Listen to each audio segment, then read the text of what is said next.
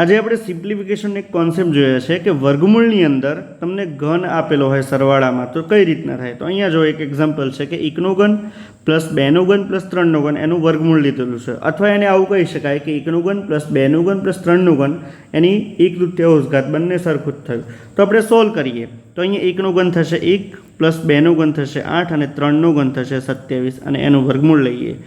1 ને 8 9 ને 27 36 અને 36નું વર્ગમૂળ થશે આપણે 6. તો આ જ વસ્તુને જ્યારે ડાયરેક્ટ કરવું હોય તો તમે આ રીતના કરી શકો. અહીંયા આપેલું છે 1 2 અને 3 અને એનો સરવાળો કરી દો, તમારો જવાબ આવી જશે તો 6. તો અહીંયા આપણને જવાબ મળી જશે. આ કોન્સેપ્ટ પરથી આપણે આગળનો દાખલો જોઈએ. કંઈ આપેલું છે 1 થી લઈને 7નો ઘન અને એનો સરવાળો અને પછી એની 7ના કૌંસમાં 1/14 ઘાત આપેલી છે. તો સૌથી પહેલાં જ્યારે આપણે કૌંસ છોડીએ છીએ ત્યારે એ ઘાતોનો ગુણાકાર થઈ જાય. અહીંયા 7ની 1/14 ઘાત થઈએ 1/14 ઘાત થાય તો 7 દૂની 14, તો એને 1/2 કહી શકાય. તો અહીંયા આવું બનશે કે 1નો ઘન 2નો ઘન 3નો ઘન 4નો ઘન 5નો ઘન 6નો ઘન અને 7નો ઘન અને એની કેટલી ઘાત થશે 1/2 ઘાત થશે. તો હવે આને ડાયરેક્ટ સોલ્વ કરવું તો શું કરવું, બસ જે સંખ્યાઓ આપેલી છે એનો સરવાળો કરી દો.